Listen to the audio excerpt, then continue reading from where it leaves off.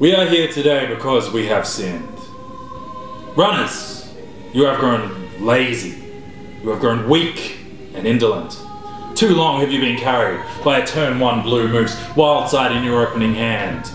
Click 1 career fair to Muja.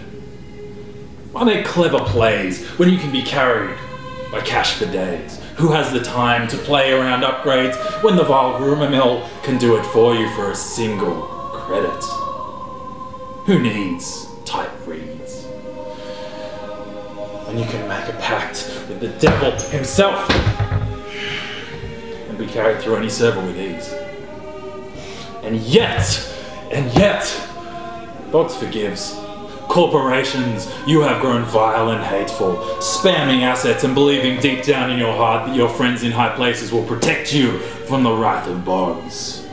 No longer will an unanswered Sensi Actors Union dictate the pace of the game. No more will an unchecked remote lead to clone suffrage movement, undoing all the runners' just and hard work.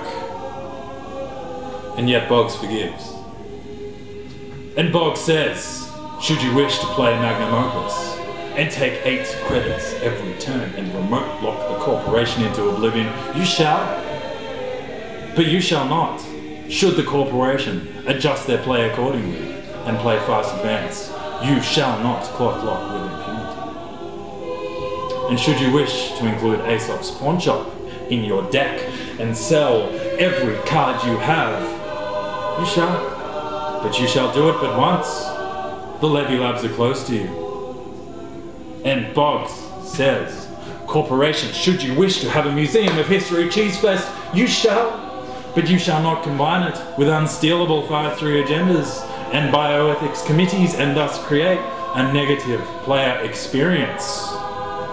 And should you wish Estelle Moon to snowball your board state beyond compare, you shall not protect her with the overbearing and insufferable Fairchild 3. Not one of us is without sin, my brothers and sisters, I say to you, not one of us.